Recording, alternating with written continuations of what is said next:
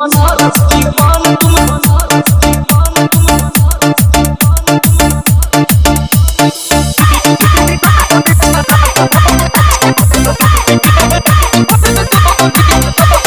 DJ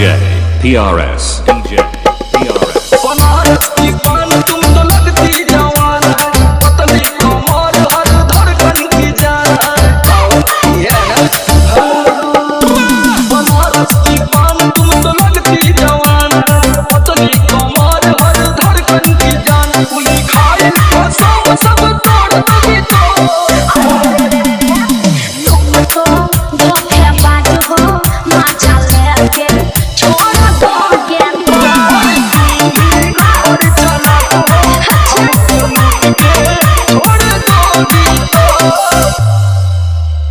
DJ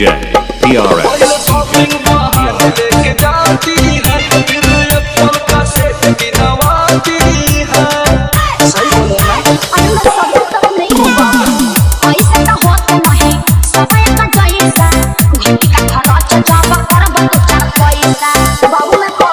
दिल के टहनिए के बेर झक छोड़ दोगी तो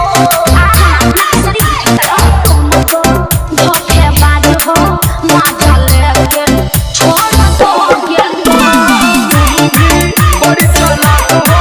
हमको लूट के छोड़ दोगी तो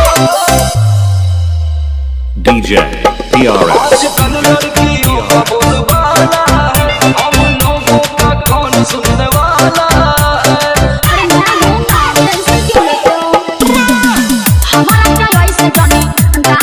लक्षण लगा बचानी समस्या कम हो पकने से पहले ही छोड़ दोगी तो हाँ तो तुम्हारा कौन भरोसा है तुम तो धोखेबाज हो माचा लेके छोड़ दोगे तो बड़ी चालाक हो हमको लूट के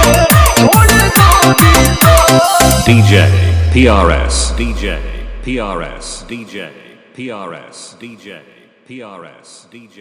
PRS DJ PRS DJ PRS DJ PRS DJ PRS